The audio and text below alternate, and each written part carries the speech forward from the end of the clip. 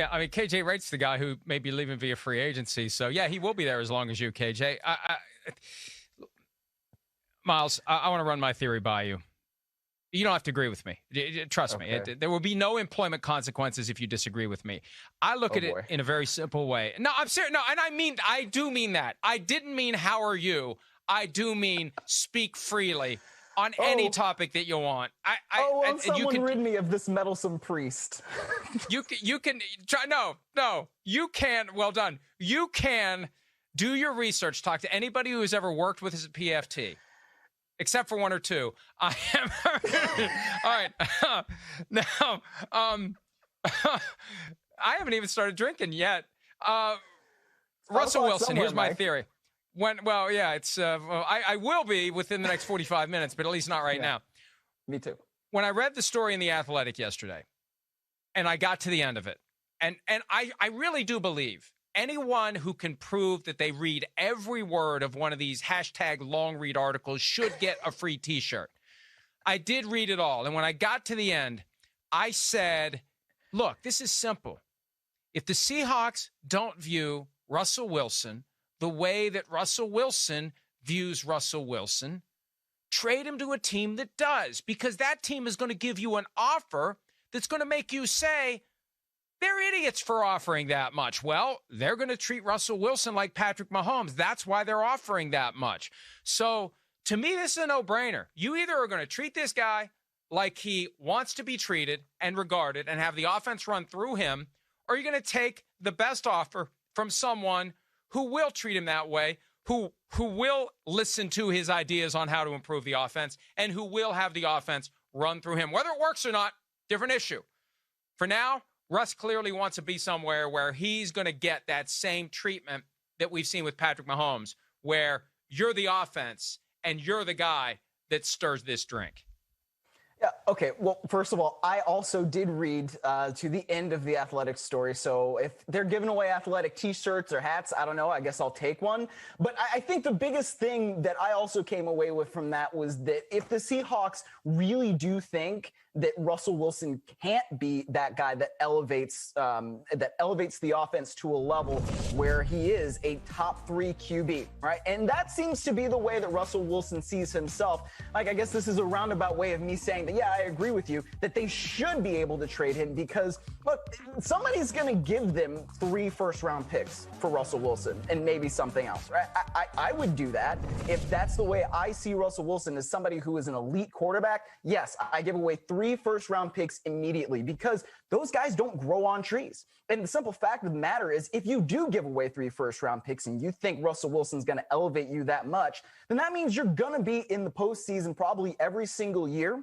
And those first-round picks are going to be, I don't know, maybe 20 at best to 32 in theory. And at that point, a lot of football people, a lot of GMs are saying, well, you know, those are basically second-round picks anyway, because you're kind of past that really elite talent that comes at the top of the first round. And if you have a good enough scouting department, then in rounds 2 through 7, you should be able to pick up guys who are still going to be able to help you and make sure that you have the support around the QB that you need and the type of defense that you would need in order to still win ball games. So, yes, if the Seahawks really don't view Russell Wilson as this elite guy, then yeah, they probably should trade him because, like you said, they're going to get a king's ransom back. Here's the bottom line. They've had Russell Wilson since 2012. They haven't been past the divisional round since 2014. So it's not like they're breaking up a juggernaut franchise here. And everyone's got a price. I used to think Russell Wilson was untouchable. I don't believe that he is, because the one thing we're not hearing from anyone is there's no way in hell that the Seahawks will entertain trading him. That clumsy message we're getting from the Texans is not coming from the Seahawks. They're going to listen. They may not say yes, but they're going to listen because they know, Miles, it's inevitable. If it doesn't happen this year, it's happening next year. If it doesn't happen next year, it's happening the year after. It is inevitable. And Pete Carroll, presumably, at some point, after dealing with this push and pull for a certain period of time, throws his hands in the air and says, I'm getting too old for this stuff, right? And he is. I hope to still be working full-time and vibrant and bouncing around before a football game like he does, pushing 70. But at a certain point, you just say enough's enough. God didn't want to be here. Why are we going through this charade? God didn't want to be here. let's go. Let's get what we can and let's go. We want the guys who want to be here. And I could see Carroll kind of working himself into that mindset once he recognizes it's inevitable. Well, the other thing, too, I mean, you just mentioned they haven't been past the division round since 14. When they were doing that, when they were getting past the division round, the offense was different, right? It was really, really predicated on the run game. And we've heard Pete Carroll say that he wants to get back to that. And that's why they've hired Shane Waldron from the Rams. They think that they can import some of that stuff that the Rams have been doing on the ground and winning games there. So if that's the case, then who's to say that maybe the Seahawks couldn't go get another young quarterback, somebody that they can groom and mold and shape in whatever way they want, and still win games if their offense is running the ball the way that they used to back when the Legion of Boom was in its full bloom and they were winning games primarily with defense, but also they were controlling the ball and everything. And I think Russell Wilson is good enough that they don't have to play that way, but I mean, in that Athletic article, what they were talking about was, look, when they really started unleashing Russell Wilson and letting Russ cook and all that, then there were games where he started turning the ball over. And when he's turning the ball over like that, and you are losing games because you're not controlling the game, then that's really going to tick Pete Carroll off, right? And so at that point, yeah, I think he might be feeling like I'm getting too old for this. I know how I want to win ball games here in Seattle. I know it because we've done it before. And, you know, maybe they just say, look, if somebody's going to give us this king's ransom, then let's go and do it, Mike.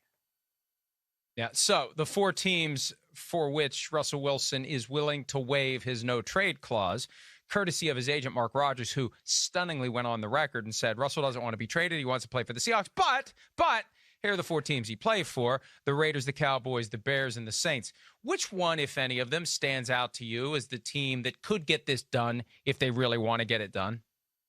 The Raiders, and it's because they have a quarterback that they can send back who is already a starter. He's already established. And I don't think Derek Carr is a bad quarterback. I really don't. But I think he's above average. And if John Gruden, Mike Mayock think that Russell Wilson is an elite quarterback, then that's why you make the move.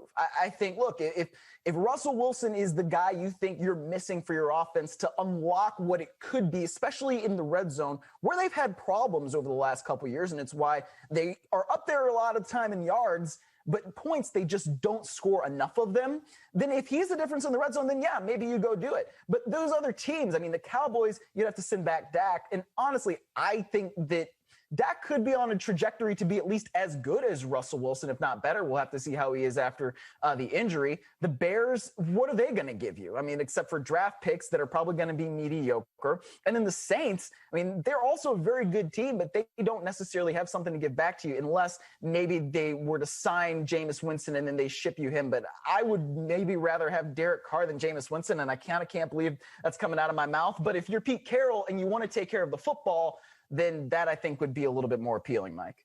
The Bears could do the old Henny Youngman, take my wife, please line with Nick Foles. He's under contract. Yeah. Other than that, there's no quarterback they can give them. One thing about Dak Prescott, I think it's impossible for the Cowboys to send Dak Prescott to the Seahawks because they'd have to apply the franchise tag again. They'd have to get him to sign it, and then they'd be trading a contract 1 year, $37.68 million, with the knowledge that next year the only way to keep him around against his will, franchise tag $54.25 million. So I think Prescott just walks away as a free agent, and the Cowboys get a compensatory draft pick next year. Maybe they agree to give whatever compensatory pick they get for Dak Prescott to the Seahawks as part of this deal.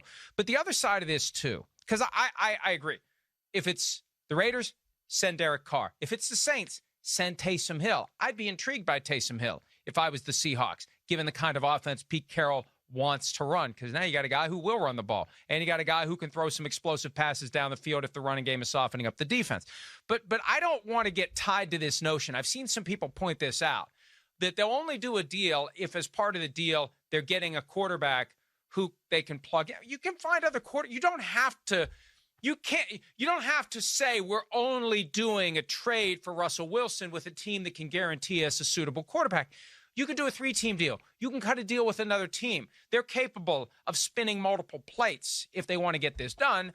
The only problem is, where do you go? What do you do? And none of these teams for whom Russell Wilson is willing to play are high enough on the draft order that would be a solution. If it's the Jets, hey, it's perfect. Get the second overall pick, get a quarterback. Get a second overall pick in Sam Darnold, get a left tackle, and get a quarterback. There's all sorts of different things you can do. That's the fly in this particular ointment for me, Miles. The idea that none of these teams is in position to give the Seahawks the kind of first-round pick that lets them address the quarterback issue with one of the better guys in this year's draft class.